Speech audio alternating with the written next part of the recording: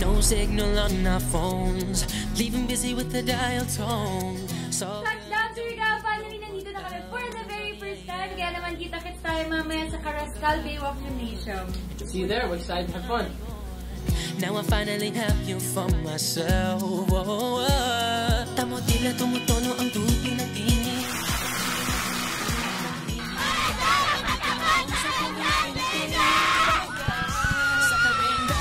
Sobrang excited po kami kasi malayo pa po yung date na pagpunta nila dito. Talagang okay! Kasi po parang natin po namin ng date dito. With a pocket stereo, we're singing a love song. Finally, nandito na sila mga Hello Jaden! Welcome, Jaden! Dito sa Surigao, kayo ang number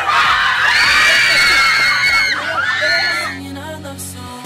Baby, we can make s'mores by the shoreline. This is the 96th Fiesta celebration of the municipality of Carrascal.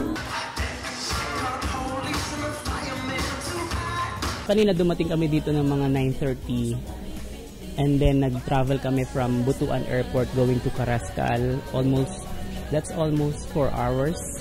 And so far naman yung dalawa nakita ko napaka-professional, tahimik lang, walang imik at saka wala silang reklamo. Isa sa mga nagsuggest sa amin dito na imbitahin si James Reid at saka si Dane ay yung mga teenager dito sa bayan ng Carrascal. Kaya pinagbigyan ko yung mga teenager. Hindi na pa ako makapaghintay dahil tinitagal po ito ng maraming pagkakataon. Dahil po sa Jaden, mabubula po ang fiesta ng Carrascal. We love Jaden so much. Grabe ang saya ng mga tao at saka talagang mainit na mainit yung welcome sa kanila dito. Ladies and gentlemen, please welcome Miss Camille Lopez!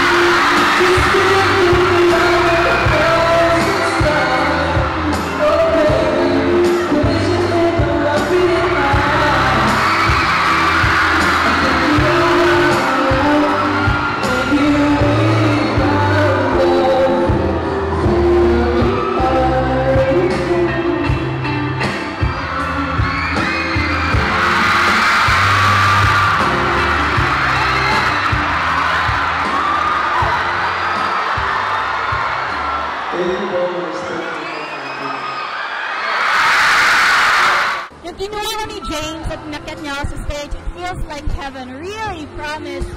Swear to God. Siyempre, once in a lifetime lang talaga nangyari sa buhay yan. And lalo na yung halikan ka niya sa hand. Tapos rekapin ka pa niya. Tapos sabay holding hands. Yung amoy niya, yung scent niya, lalo na yung mata niyang nakaka-inlove. It was great pressure for me para makita siya at mayakap siya in person. Yung crowd, very responsive sila sa amin. Alam nila yung mga kanta. Saka, kitang-kita mo sa faces nila na sobrang excited sila na makita kami. Actually, yung iba medyo parang nasa starstruck sila na nakaganyan lang sila. But then, okay naman. Masaya lang.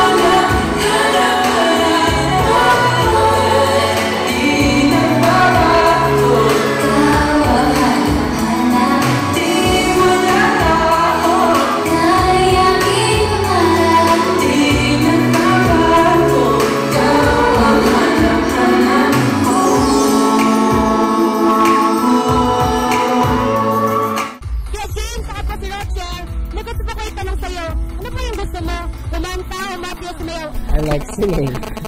Nadine, kung bibigyan ka ng chance na maging Disney princess, sino at bakit? Kung magiging Disney princess ako, hindi ako makakapag-decide. Pwedeng si Rapunzel, pwedeng si Ariel, pwede rin si Pocahontas. Basta yung mga free spirit. Kuya James, sino po yung idol mo sa singing? My idol when it comes to singing has got to be Chris Brown. Malila expectations ng fans at saka hindi ko in-expect.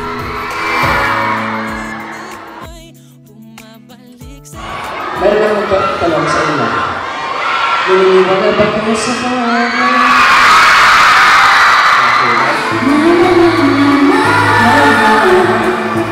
Niniwag na ako sa forever. Magbuwan na nakilala kita. Kahit pa sabihin na itinalala. Mahal kita kasi kaya bahala na. Pinagin sa atin.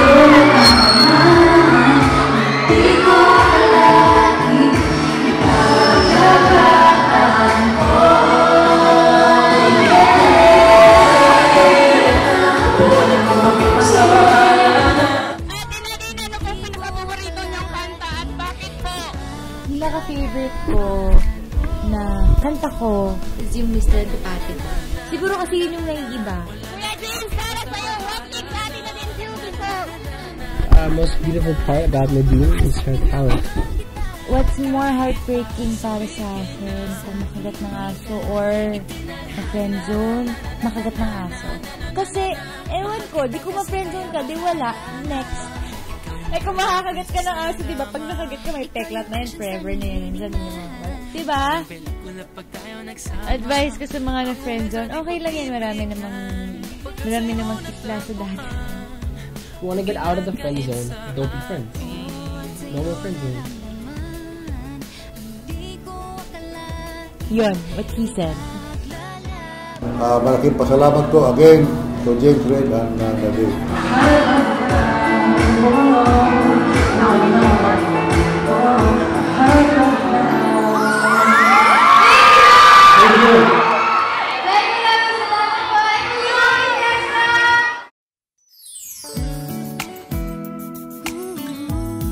Thank you guys for joining us again. Sana nag-enjoy kayo. And we hope to see you soon. Tutok lang sa #JDeen for more updates.